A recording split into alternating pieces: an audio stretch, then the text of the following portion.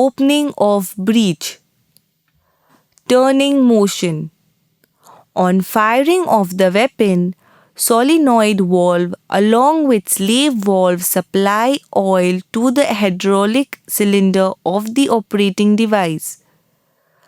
The piston rod of the hydraulic cylinder is forced backwards and dog clutch is engaged. The rack on the recoiling part of the operating device is forced backwards to compress the closing support rings.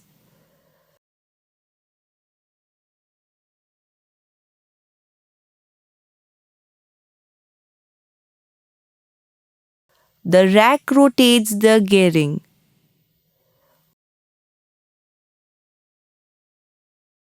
which in turn rotates the operating roller via the support lines of the operating shaft.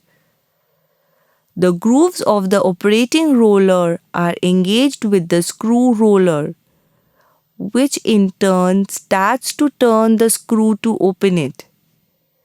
Gear teeth of the operating slide engage the gear segment of the operating roller and operating slide move upwards.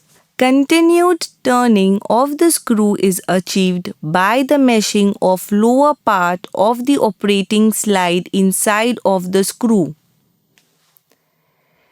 Axial motion. The frame follows the movement of the operating slide, which goes upwards. The striker support ring is tensioned by the outer and inner arm. The primer case is ejected when the recess of the extractor hits the loaded plunger of the guide. In the meantime, the turning of the screw aligns the gear segment of breech screw and core segment of the operating roller. Further movement of the operating roller moves the screw backward.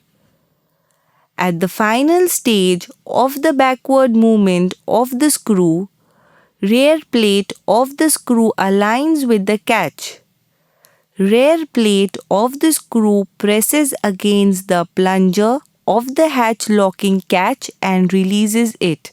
Swing clear. The operating roller will now have turned to a position where the recess in its end piece will be opposite the floating plunger in the securing lug of the hatch.